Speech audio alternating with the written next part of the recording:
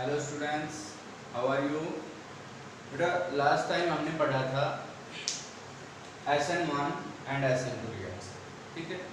SN1 के बारे में बताया था और SN2 के बारे में। जैसे कि SN2 में ऑर्डर ऑफ रिएक्टिविटी जो हमने बताया था वो क्या था, प्राइमरी, सेकेंडरी एंड टर्शरी, ठीक है। और SN1 की अगर मैं बात करूं तो उसमें हमने बताया था टर्शरी, सेकेंडरी एंड प्राइमरी। एक बार फिर से मैं इसके बारे में थोड़ा सा बता देता हूँ कि वजह क्या है इसकी। तो इसकी रिएक्टिविटी की वजह तो हमने बताया था क्योंकि टर्सरी के केस में स्टेरिक हिंड्रेंस क्रिएट हो जाती है। टर्सरी के केस में क्या होता है, C है, यहाँ पर CH3 है, यहाँ पर CH3 है और यहाँ पर CH3 है, ये है टर्सरी कार्बोकैटायन। जब इसके ऊपर OH नेगेटिव अटैक करेगा, न्यूक्लियोफाइल अटैक करेगा, तो ये जो बड़ा ग्रुप बल्कि ग्रुप हो जाता है, तो ये क्या करेगा, इसका रास्ता रोक देता है। और जब ये इसका रास्ता रोकेगा तो रिएक्टिविटी अपने आप डिक्रीज हो जाएगी। लेकिन अगर हम इसकी बात करें, SN1 की बात करें, SN1 के केस में हुआ क्या था, SN1 दो स्टेप में हुई थी जिसमें कार्बोकैटायन बना था। और मैंने आपको बताया था जिस भी रिएक्शन में कार्बोकैटायन इंटरमीडिएट होगा उसमें टर्सरी ज्यादा रिएक्टिव होगा। क्यों? क्योंकि tertiary carbocation is most stable. चलो नहीं है तो छोड़ दो बात नहीं। ठीक है, तो इस केस में ये था। अब मैं इनके कुछ एग्जांपल लेने जा रहा हूँ, कागज दे दो। अब मैं इनकी एग्जांपल लेने जा रहा हूँ कि जैसे कि हमारे पास क्या है, CH3 C, CH3 CH3 C, हमारे पास है CH3 CH2 CH, और हमारे पास है CH3 CH CH3 C, हमारे पास ये है। और इसको अगर कहते हैं कि arrange the following in order of SN1 reactivity, तो SN1 का हम बेटा पहले ऑर्डर याद करेंगे, इनमें आप कंफ्यूज रहोगे, ये क्वेश्चंस काफी पूछे जाते हैं, तो आप इनमें कंफ्यूज रहोगे। तो उस कंफ्यूजन को दूर करने के लिए देख लेना कि पहले आपको ये पता होना चाहिए कि SN1 में रिएक्टिविटी का ऑर्डर क्या है, पहले टर्सरी है, फिर सेकेंडरी है, फिर प्राइमरी है। तो इस केस में ये टर्सरी है तो ये सबसे हाईली रिएक्टिव होगा, ये सेकेंडरी है ये दूसरे नंबर पे आएगा, और लीस्ट रिएक्टिव होगा वो कौन सा होगा, प्राइमरी होगा। तो इस चीज का ध्यान रखना। अब इसी तरीके से अगर आपसे कहते CH3 CH2 Cl, CH3 CH2 Br and CH3 CH2 R, और आपसे ऑर्डर ऑफ रिएक्टिविटी वो पूछेगा, तो आप चाहे SN1 में पूछे चाहे SN2 में पूछे, उस चीज में केवल आपको किस चीज पे फोकस करना है कि कौन सा बेटर लिविंग ग्रुप है। मैंने न्यूक्लियोफिलिसिटी बताई थी कि जो न्यूक्लियोफाइल ज्यादा रिएक्टिव है। हम देखेंगे I negative, Br negative, Cl negative, इस तरीके से सीरीज थी। तो सबसे ज्यादा रिएक्टिव I नेगेटिव हुआ, क्योंकि ये क्या है, इसको एक चीज याद रखना, इसको बोलते हैं बेटर लिविंग ग्रुप। ये बेटर लिविंग ग्रुप है, जल्दी लीव कर जाता है तो हाईली रिएक्टिव है। तो चाहे SN1 हो चाहे SN2 हो, ठीक है, इसमें ऑर्डर ये रहेगा। फिर मैं आपको कुछ और एग्जांपल देना चाहूंगा। जैसे मान लो हमारे पास आ गया, हमारे पास ये I है, हमारे पास Br है और हमारे पास है Cl। मान लो हम इनकी रिएक्टिविटी कंपेयर करें तो सिंपल है, साइकिल लगने से आपको कोई फर्क नहीं पड़ना चाहिए। आपको केवल क्या देखना है कि कौन सा बेटर लिविंग ग्रुप है, तो ऑर्डर ये हो जाएगा रिएक्टिविटी का। अब मैं इसको थोड़ा सा चेंज करता हूँ कि मान लो हमारे पास ये I है, अब हमारे पास ये है, यहाँ पर CH3 और फिर I है, हमारे पास CH2I। इनमें से आपसे कंपेयर करेगा वो कि इनमें से ज्यादा रिएक्टिव कौन सा है, और उसने कह दिया SN1 रिएक्टिविटी बताएंगे। SN1 लिखते ही आप क्या समझोगे, tertiary, secondary and then primary. तो आप देखोगे ये कौन से वाला है, ये सेकेंडरी है।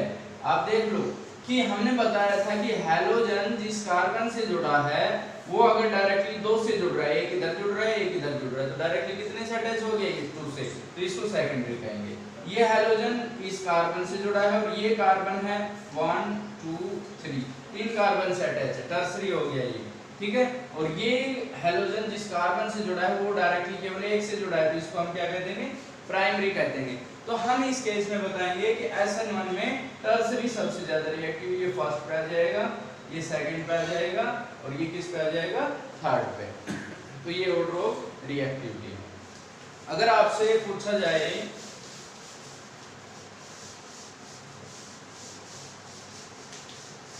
अगर मान लो आपसे पूछ ले कि हमारे पास है CH3 CH2 Cl CH3 CH2 Br CH3 CH2 I, ठीक है, और CH3 ऐसे कंपेयर करा, ठीक है। अब चाहे SN1 हो चाहे क्या हो SN2, ठीक है, उस केस में आप क्या देखोगे आप कि जैसे आपके पास मान लो मैं SN2 पूछ लेता हूँ, SN2 रिएक्टिविटी की बात हो रही है। SN2 में प्राइमरी सबसे ज्यादा, सेकेंडरी उससे कम, टर्सरी सबसे कम। इस केस में सारे ही प्राइमरी हैं। आयोडीन है वो कैसा है, बेटर लीविंग ग्रुप है, तो इसको हम फर्स्ट कह देंगे, फिर इसको सेकंड कह देंगे। अब इस पे भी Cl है और इस पे भी Cl है, इसमें हम कई बार कंफ्यूज हो जाते हैं, लेकिन क्योंकि इस पे 2 कार्बन जुड़ रहे हैं, स्टेरिक हिंड्रेंस क्रिएट करेंगे, मींस न्यूक्लियोफाइल को अटैक करने से रोकेंगे। तो न्यूक्लियोफाइल को अटैक करने से रोकेंगे तो ये जल्दी कर पाएगा, ये थर्ड पोजीशन पे आ जाएगा, और ये लीस्ट रिएक्टिव, सबसे कम रिएक्टिव ये हो जाएगा, ठीक है। तो इस चीज को भी आपको ध्यान रखना है।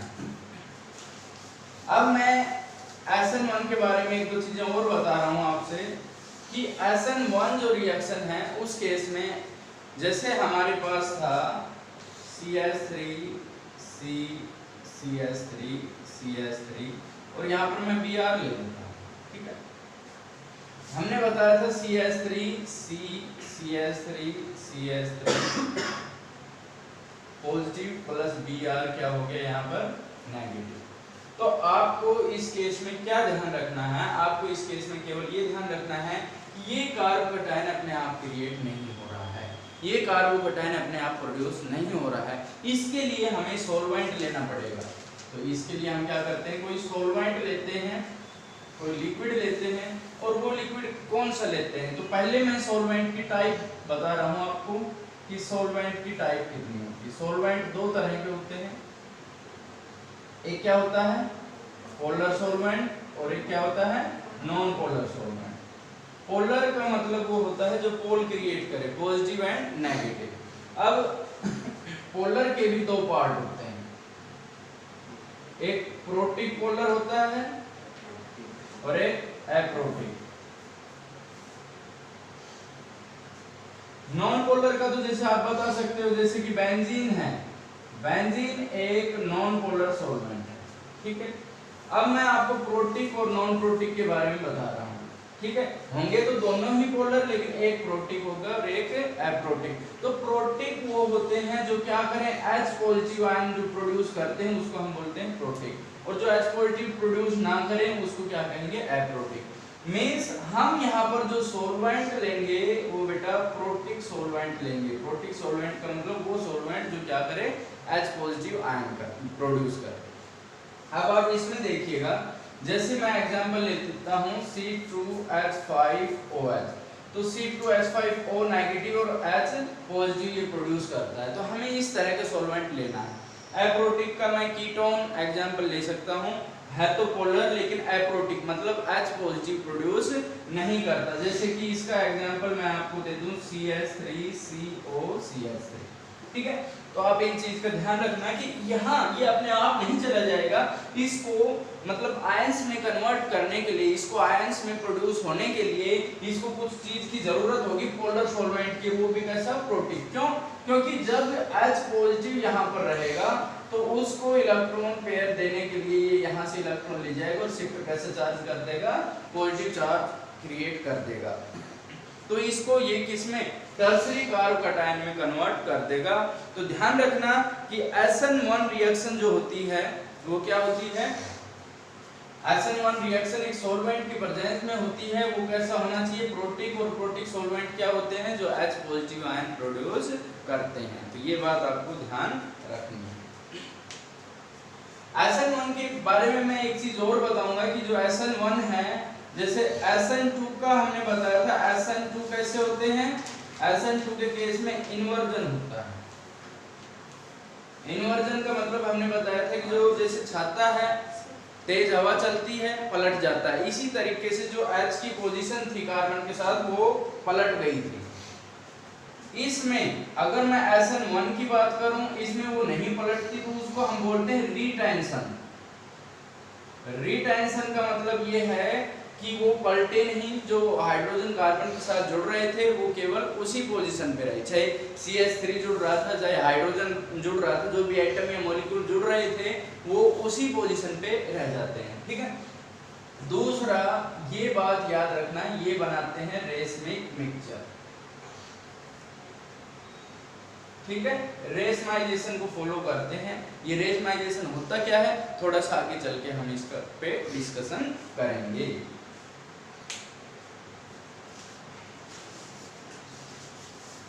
इसके बाद जैसे SN1 और SN2 आपको अच्छे से आ गया है, इस पे क्वेश्चन अक्सर पूछ लिए जाते हैं। अब जैसे आपसे ये पूछ लिया जाए कि आपके पास है, ये है Cl है और यहाँ पर Cl है, और SN1 रिएक्टिविटी के बारे में बताइए। तो आपसे वो ऐसे पूछता है तो आप सीधा से समझोगे कि ये सेकेंडरी है और ये कैसा है, primary. Secondary is more reactive than primary. तो आप क्या कहोगे, SN1 की तरफ ये ज्यादा रिएक्टिव होगा, ये कम रिएक्टिव होगा।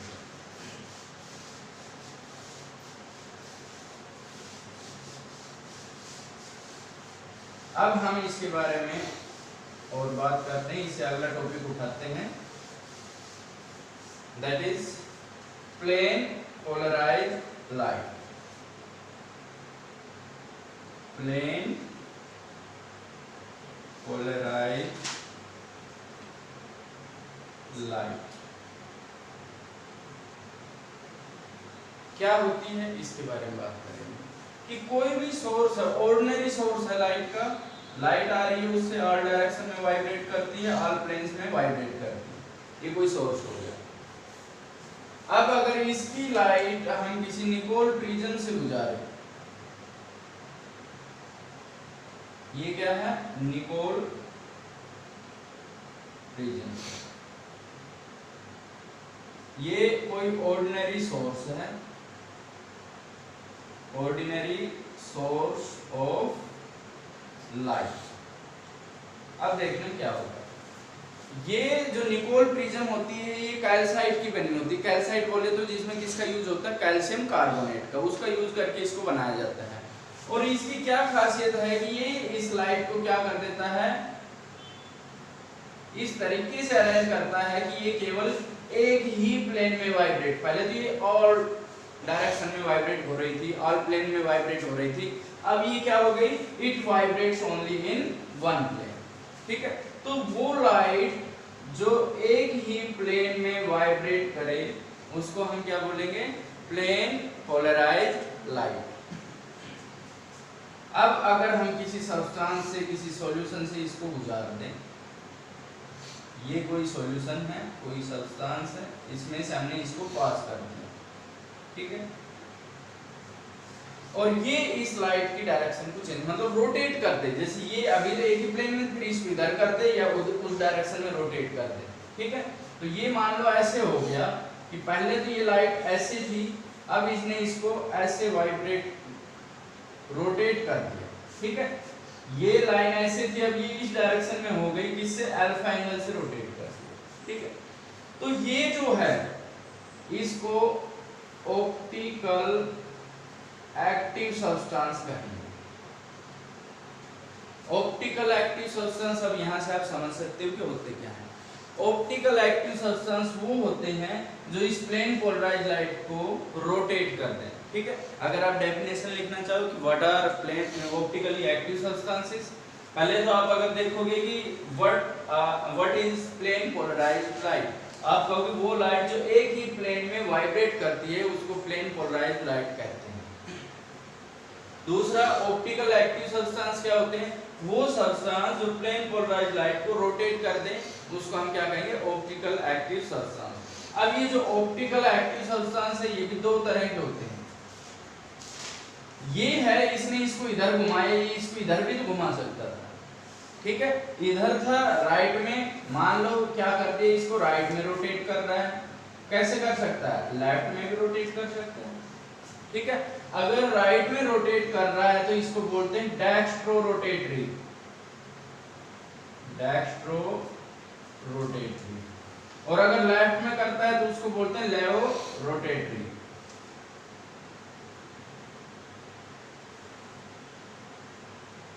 ठीक है, राइट में डेक्स्ट्रो, इसको रिप्रेजेंट करते हैं या तो डी से या इस तरह से पॉजिटिव राइट के लिए, अगर लेफ्ट के लिए तो एल या कैसे नेगेटिव साइन से इसको हम रिप्रेजेंट करते हैं।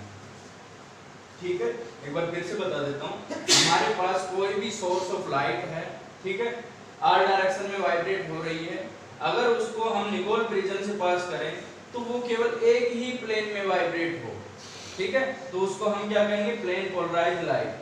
अब उस लाइट को अगर हम ऑप्टिकल एक्टिव सब्सटेंस से गुजार दें, मतलब किसी सब्सटेंस से गुजारे वो उसको रोटेट कर दे तो उसको कहेंगे ऑप्टिकल एक्टिव सब्सटेंस। अगर वो राइट में रोटेट कर रहा है तो डेक्स्ट्रो रोटेटरी, और लेफ्ट में कर रहा है तो उसको क्या कहेंगे? लेवो रोटेटरी कहेंगे। ठीक है, ये रिप्रेजेंट करने का तरीका है। यहाँ पर मैं आपको एक टर्म और बता रहा हूँ, optical isomer. What are optical isomers? ठीक है, ऑप्टिकल आइसोमर्स वो होते हैं, वो आइसोमर्स मींस जिनका फॉर्मूला तो सेम हो लेकिन प्लेन पोलराइज्ड लाइट को क्या करे? अपोजिट डायरेक्शन में रोटेट करे। जैसे एक राइट में जितना किया है दूसरा क्या करे? उसको लेफ्ट में रोटेट कर दे, तो उसको हम क्या कहेंगे? Optical isomer. ऑप्टिकल आइसोमर फिर से समझना, the isomers which rotate plane polarised light in opposite direction, जो क्या करे? प्लेन पोलराइज्ड लाइट को एक राइट में रोटेट कर रहा है, मान लो एक ए है दूसरा बी है, सेम फॉर्मूला है, ये राइट में रोटेट करता है, इसमें से पास करे तो ये क्या करे? लेफ्ट में रोटेट करते, तो ये क्या हो गई? इनको हम ऑप्टिकल आइसोमर बोले। ठीक है, अच्छा जी, अब यहाँ पर मैं एक दो काम की चीज बता रहा हूँ जो बहुत ज्यादा यूज होंगी। एक होता है कायरल सब्सटेंस और एक होता है एकाइडल। ठीक है, यहां लिख देता हूं मैं कायरल, इसको आप चिरल नहीं पढ़ोगे, ठीक है, इसको पढ़ोगे कायरल, और इसको आप क्या पढ़ोगे? एकाइडल। एक कायरल है एक एकाइडल है। ठीक है, कायरल का मतलब होता है asymmetrical, asymmetrical means non superimposable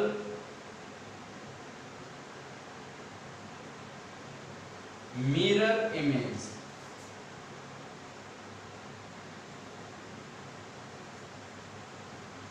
non superimposable mirror image. और अकायरल की बात करें तो हम सिमेट्रिकल होंगे, सिमेट्रिकल और superimposable mirror image, superimposable mirror image. ठीक, अब आप देखना किस तरीके से होता है superimposable non superimposable, ये चीज मैं आपको अच्छे से समझाना चाह रहा हूं। मान लो हमारे पास है P है, ठीक है, हम इसकी मिरर इमेज देखें, कैसे बनेगा? ऐसे बनेगा कि नहीं बनेगा? ठीक है, अब इसको अगर उठा के इस पे करें, ये इसको सुपर इम्पोज करे, कवर कर ले तो सुपर इम्पोजेबल, ना करे तो नॉन सुपर इम्पोज। इसको उठा के रखेंगे तो इसका ये पार्ट इधर है और इसका इधर है, इसको सुपर इम्पोज नहीं कर रहा है, इसको कवर नहीं कर रहा है, तो इसको हम क्या कहेंगे? Non superimposable mirror image. ठीक है, अब इसका दूसरा एग्जांपल इधर का मैं बताता हूं कि जैसे हमारे पास A है, हमने इसकी मिरर इमेज देखी, क्या बना A1। इसको उठा के रखेंगे, इसको पूरे को कवर कर लेगा, तो इसको हम क्या बोलेंगे, सुपर इम्पोजिबल मिरर इमेज। ठीक है, तो ये तो सिमेट्रिकल है और ये कैसा है, एसिमेट्रिकल। ऐसे काफी एग्जांपल मिल जाएंगे। बी होगा, बी इसमें इधर होगा, दूसरी साइड उल्टा बन जाएगा, तो कैसा हो जाएगा, नॉन सुपर इम्पोजिबल इमेज। ठीक है, तो ये चीज समझ में आनी चाहिए। अब अभी तक तो मैं कायरल सब्सटेंस की बात कर रहा था, अगर मैं कायरल कार्बन की बात करूं तो, ठीक है, कायरल कार्बन, अगर बहुत इंपॉर्टेंट चीज बता रहा हूं कि अगर एक कार्बन के साथ 4 अलग अलग एटम जुड़े हुए हैं तो उसको हम क्या कहेंगे, ये जो कार्बन है ये कैसा है, कायरल कार्बन। ठीक है, और अगर एक कार्बन के साथ एक से ज्यादा सेम जुड़ रहे हैं, जैसे ए बी ए सी, इस तरीके दो क्या हो गए इसके अंदर, सेम हो गए, तो इसको हम क्या कहेंगे, अकायरल कार्बन। आपके सीबीएसई में कई बार पूछ लिया जाता है, 2 दे दी सब्सटेंस, इनमें से कौन सा कायरल है, 4 दे दी, छठो कायरल कौन सा है, जैसे ए बी सी डी, तो इनमें से कौन सा कायरल है। तो आप देखोगे अगर जिस कार्बन पे सारे डिफरेंट हैं तो उसको कायरल कहेंगे। अगर कोई भी 2 सेम है, एक से ज्यादा सेम है, तो उसको क्या कह देंगे, अकायरल है। ठीक है, जैसे मैं आपसे कहूं सी है, Cl Br I और H, और आपसे पूछ लिया, सॉरी यहाँ पर मैं I कर रहा हूँ, अब आपसे पूछ लिया कि इसमें ये कायरल है या कायरल, तो आप क्या कहोगे, ये कायरल है। क्यों कायरल है, क्योंकि इस पे सारे एटम अलग अलग जुड़े हुए हैं। अगर मैं यहाँ पर करूं कि यहाँ पर है Cl, यहाँ पर Br, यहाँ पर H और यहाँ पर भी क्या है, H, तो सेम एटम जुड़ रहे हैं, 2 सेम एटम है, तो इसको हम क्या कह देंगे, अकायरल कार्बन। ठीक है, तो इन चीजों को आपको ध्यान रखना है। इसके बाद जो टर्म यूज होती है दैट इज एनेंटियोमर्स।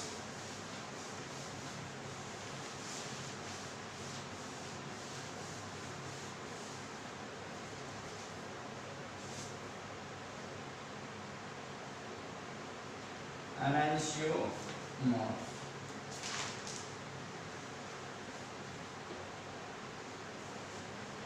एनेंटियोमर्स क्या होते हैं,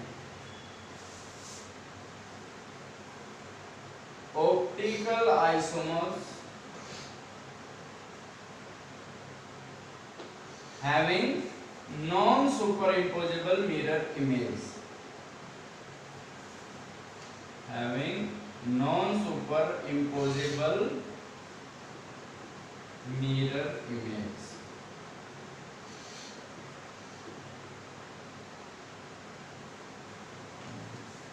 ध्यान देना, ऑप्टिकल आइसोमर का मतलब क्या बताया था मैंने, वो आइसोमर जो प्लेन पोलराइज्ड लाइट को क्या करे, अपोजिट डायरेक्शन में रोटेट करे, लेकिन अगर उनकी मिरर इमेज देखें तो कैसी हो, नॉन सुपर इम्पोजिबल, एक दूसरे को कवर ना करे, तो उसको क्या कहेंगे हम, एनेंटियोमर्स।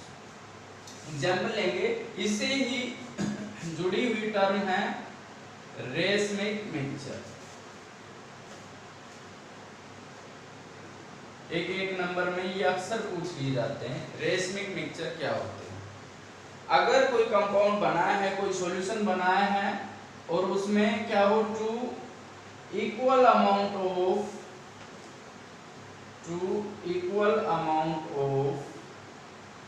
एनेंटियोमर्स, ठीक है, वो मिला दिए, ठीक है, तो उसको क्या कहेंगे हम, रेसमिक मिक्सचर। एक ऐसा मिक्सचर जिसमें क्या हो, इक्वल अमाउंट ऑफ क्या हो, एनेंटियोमर्स डाले गए, ठीक है। जैसे कि हमारे पास है CH3 COOH HNOH, ठीक, एक कोई substance,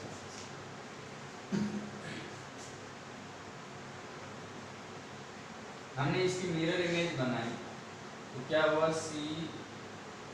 CH3 COOH OH and H, ऐसे बनेगा, ठीक है। तो बेटा ये दोनों क्या है, एनेंटियोमर्स हैं, ठीक है, कि ये जो है और ये है, क्या इन दोनों की इमेज है वो कैसी है, सुपर इम्पोजिबल है या नॉन सुपर इम्पोजिबल है? नॉन सुपर इम्पोजिबल है, क्योंकि अगर इसको उठा के और बिल्कुल इस पे रखेंगे तो हम उसको नहीं रख पाएंगे, तो ये नॉन सुपर इम्पोजिबल तो मिरर इमेज हो गई।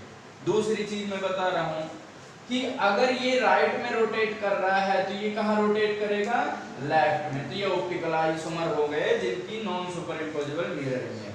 अब इसकी एक चीज समझना, ये जो रेसमिक मिक्सचर है वो ऑप्टिकली एक्टिव होगा या इनएक्टिव, ठीक है? ऑप्टिकली एक्टिव क्या होते हैं? ऑप्टिकली एक्टिव क्या होते हैं? जो प्लेन पोलराइज्ड लाइट को रोटेट कर पाए। और ऑप्टिकली इनएक्टिव क्या होते हैं? जो रोटेट ना कर पाए। रेसमिक मिक्सचर बना, मान लो ये और ये बराबर ले लिया, ठीक है? ये दोनों मिला लिया हमने इक्वल अमाउंट में, तो इक्वल में तो इफेक्ट भी इक्वल डालेंगे। जितना ये राइट में रोटेट करेगा उतना ये लेफ्ट में कर देगा कि नहीं कर देगा? तो जो चीज मान लो ये लाइट थी, ठीक है, इसने इसको थोड़ा सा राइट में रोटेट किया, ठीक है, लेकिन इसने फिर क्या कर दिया? उसको थोड़ा सा लेफ्ट में रोटेट कर दिया। तो ओवरऑल इफेक्ट क्या हुआ कि वो वहां की वहां रहा। अरे समझ रहे हो? वो वहां की वहां रहा, तो वो कैसा हुआ? ऑप्टिकली इनएक्टिव हुआ, ना कि ऑप्टिकली इनएक्टिव। तो आप क्या कहोगे? जो रेसमिक मिक्सचर होता है वो ऑप्टिकली इनएक्टिव होता है। ये बात याद रखना। अब देखो, मैंने आपको बताया था कि जो SN1 होता है वो क्या करता है? वो रेसमिक मिक्सचर बनाता है, रेसमाइजेशन को फॉलो करता है। कैसे? वो बताता हूं। SN1 की मैं बात करूं, ठीक है, कार्बोकैटायन बन रहा था CH3 CH3 CH3 पॉजिटिव, ठीक है, और इस पे न्यूक्लियोफाइल ने अटैक किया था, ठीक है। तो इस कंडीशन में क्या बनता है? CH3 CH3 CH3 और यहाँ पर क्या जुड़ गया? न्यूक्लियोफाइल, ठीक है। ये ऐसे भी हो सकता है CH3 CH3 CH3 और न्यूक्लियोफाइल इधर भी हो सकता है, इक्वल अमाउंट में बनते हैं, आइसोमर हो गए, ऑप्टिकल आइसोमर है, मतलब एक राइट में करेगा तो ये क्या करेगा? लेफ्ट में रोटेट करेगा, लेकिन इमेज है वो कैसी होगी? Non super imposable. तो ये क्या बना रहा है? रेसमिक मिक्सचर बना रहा है कि नहीं? तो इसको हम क्या कहते हैं कि रेसमिक मिक्सचर बनाता है, रेसमाइजेशन को फॉलो करता है कौन? SN1 reaction. कई बार ऐसा हुआ है कि पूछा जाता है, एग्जाम में पूछा जाता है, कॉम्पिटिटिव एग्जाम में, कि SN1 रिएक्शन या मतलब रेसमिक या रेसमाइजेशन को फॉलो कौन करता है? तो आप क्या कहोगे?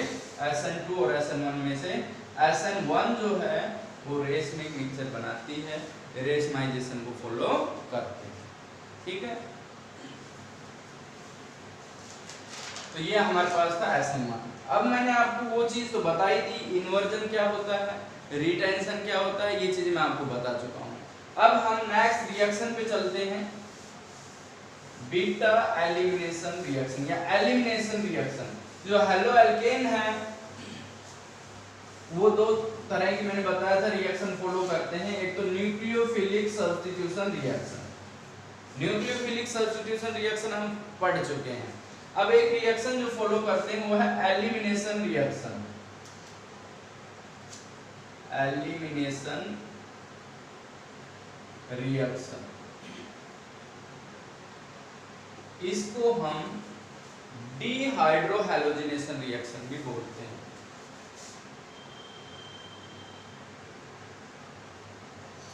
डिहाइड्रोहैलोजिनेशन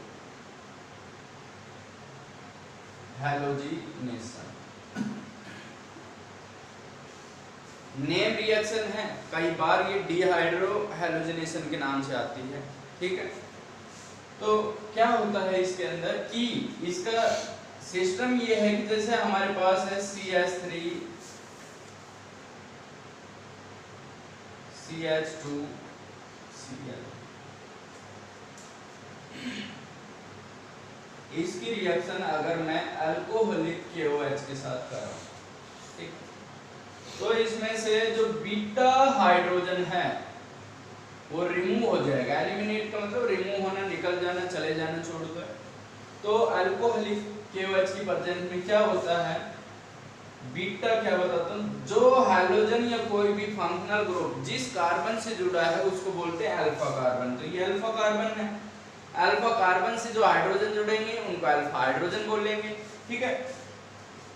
नेक्स्ट जो कार्बन होगा वो बीटा कार्बन होगा, तो बीटा कार्बन से जो हाइड्रोजन जुड़ेगा उसको हम क्या कहेंगे, बीटा हाइड्रोजन। तो इसमें से जो बीटा हाइड्रोजन है वो एलिमिनेट हो जाएगा, रिमूव हो जाएगा। कैसे होगा आप देखना, CH3 है हमारे पास, CH2 है और हमारे पास क्या है Cl, प्रेजेंस अल्कोहलिक KOH की, एक हाइड्रोजन यहाँ से और एक Cl यहाँ से, तो क्या बनेगा, एल्कीन बन गया, CH2 डबल बॉन्ड CH2, ठीक है। K के साथ क्या हो जाएगा Cl, KCl, और OH के साथ क्या चला गया H, तो क्या बन जाएगा H2।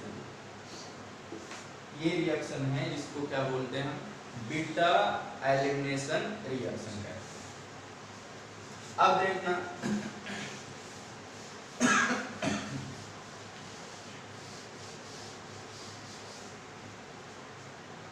जैसे ये है,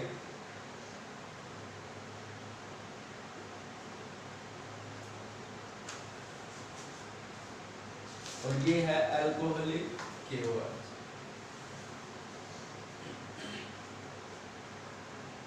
फंक्शनल ग्रुप है, अल्फा है, बीटा है, हाइड्रोजन कहाँ से जाएगा, बीटा से जाएगा, तो यहाँ से हाइड्रोजन रिमूव हो जाएगा, क्या बचेगा हमारे पास, CH3 CH double bond CH2 plus KCl plus H2।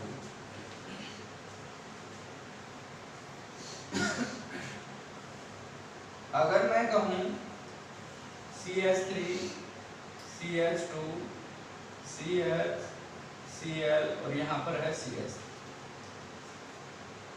ठीक है, अल्कोहलिक KOH ले लिया, क्या होगा इसमें, इसमें होगा ये, जिससे फंक्शनल ग्रुप जुड़ रहा है अल्फा हो गया, बीटा इसमें ये भी हो सकता है और बीटा इसमें ये भी हो सकता है। अब दिक्कत होगी कौन से बीटा से जाएगा,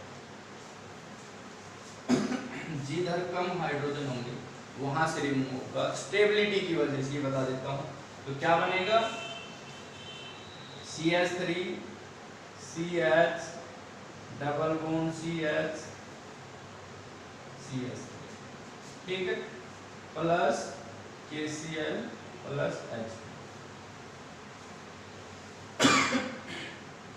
बेटा इसमें गौर करोगे आप लोग, ये अल्फा है, ये बीटा है, ये भी बीटा है, किसी तरफ से जा सकता है, जाएगा ये भी, लेकिन इधर जो डबल बॉन्ड लगेगा वो माइनर बनेगा, ये कैसा बनेगा, मेजर प्रोडक्ट बनेगा, स्टेबिलिटी की वजह से।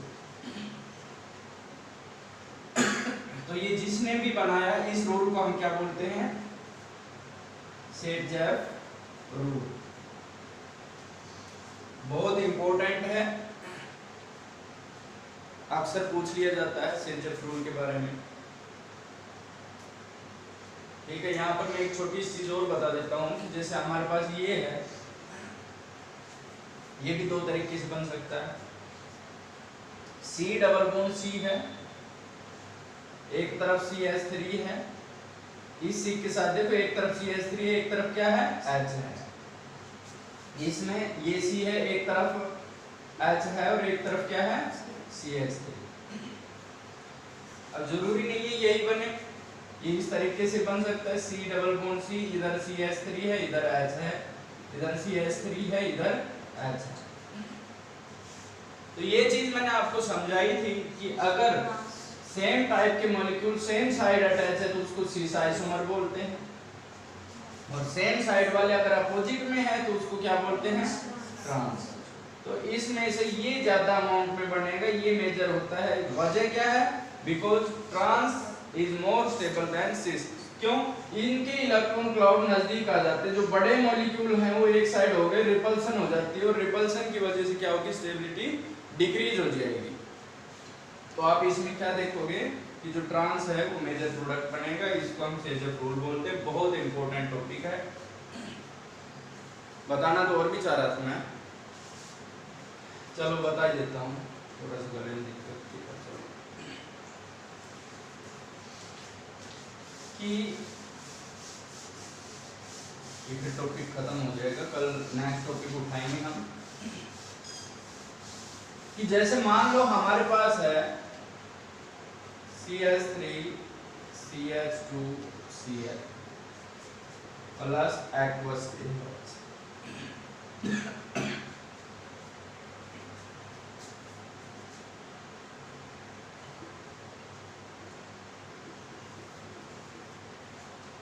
ये बनता है इस केस में। अगर मैं कहूं अल्कोहलिक KOH तो CH2 double bond CH2 plus KCl plus H2। Conversion में, कंप्लीट का रिएक्शन में बहुत पूछा जाता है। लास्ट जो पूछा जाता है क्वेश्चन ऐसे कह देते हैं कि अगर हम हेलो एल्केन की एक्वस KOH के साथ कराते हैं तो अल्कोहल बनता है, और अगर हम अल्कोहलिक KOH के साथ बनाते हैं तो एल्कीन बनता है। ऐसा क्यों, क्या वजह है? क्योंकि एक्वस KOH में K पॉजिटिव और OH नेगेटिव, वाटर, एक्वस का मतलब क्या हो गया, वाटर के अंदर, वाटर इसको डिसोसिएट कर देता है K पॉजिटिव और OH नेगेटिव में। और OH नेगेटिव क्या है, एक स्ट्रॉन्गर न्यूक्लियोफाइल है जो क्या करेगा, Cl को डिस्प्लेस कर देगा और वहां पर लग जाएगा, सब्स्टिट्यूशन रिएक्शन हो गई। लेकिन इस केस में ये क्या है, अल्कोहलिक KOH में है। अल्कोहलिक KOH बताया था मैंने, प्रोटिक सॉल्वेंट है, क्या हो गया C2H5O नेगेटिव और प्लस क्या करेगा H पॉजिटिव, ठीक है, सेपरेट करेगा। तो ये जो है C2H5O नेगेटिव, इसके कंपैरिजन में क्या है, इसके कंपैरिजन में आपको बताऊं कि जैसे C2H5O नेगेटिव, OH नेगेटिव भी एक क्या है, बेस है, और ये भी क्या है, एक बेस है, ये वीक बेस है। तो वीक बेस की वजह से स्ट्रॉन्गर न्यूक्लियोफाइल है, ये क्या करता है, Cl को हटा देगा, सब्स्टिट्यूशन रिएक्शन हो गई। इसकी बात कहूं तो ये एक स्ट्रॉन्गर बेस है, उसके कंपैरिजन में आपको सिंपल जो फंडा देखना है, because OH negative is weak base, weaker base than C2H5O negative. ये आया कहां से, हमने सॉल्वेंट लिया है अल्कोहलिक KOH। तो ये जो C2H5O नेगेटिव है, ये स्ट्रॉन्गर बेस है, तो बेस की क्या आदत है, H पॉजिटिव को अट्रैक्ट करेगा, है ना। तो ये क्या करेगा, ये तो अल्फा हो गया, ये बीटा से क्या करता है, हाइड्रोजन H पॉजिटिव को छीन लेगा, H को निकाल लेगा, ठीक है। तो ये क्या बन गया, एल्कीन बन गया कि नहीं। तो इसमें क्या हो गया, एलिमिनेशन। वजह क्या रही, ध्यान रखना, OH नेगेटिव एक वीकर बेस है, C2H5 स्ट्रॉन्गर बेस है। अब स्ट्रॉन्गर बेस क्यों है और ये वीकर बेस क्यों है, ये चीज और मैं आपको बता देता हूं थोड़ा सा। OH नेगेटिव है एंड C2H5O नेगेटिव। बेस वो होते हैं जो इलेक्ट्रॉन पेयर डोनेट कर सकते, ठीक, इलेक्ट्रॉन पेयर इस पे भी, इलेक्ट्रॉन पेयर इस पे भी, दोनों डोनेट कर सकते। लेकिन स्ट्रॉन्गर बेस वो होते हैं जो आसानी से इलेक्ट्रॉन पेयर डोनेट कर पाए, ठीक है। इसके ऊपर जो ये इलेक्ट्रॉन रिलीजिंग ग्रुप है, इसको मैं इलेक्ट्रॉन डोनेटिंग ग्रुप भी कह सकता हूं। तो ये इसको क्या करेगा, इलेक्ट्रॉन पेयर डोनेट करेगा, ठीक है। जब ये इलेक्ट्रॉन पेयर देगा तो इस पे इलेक्ट्रॉन डेंसिटी बढ़ जाएगी, इस पे ज्यादा इलेक्ट्रॉन होंगे, तो ज्यादा हो गए, जिसके पास ज्यादा होंगे वो आसानी से डोनेट करेगा और स्ट्रॉन्गर बेस हो जाएगा। तो आप क्या कहोगे, because C2H5O negative stronger base than OH negative. ये इसका मेन रीजन है, बहुत इंपॉर्टेंट क्वेश्चन बनता है, ध्यान से करना। कल नेक्स्ट टॉपिक। Thank you.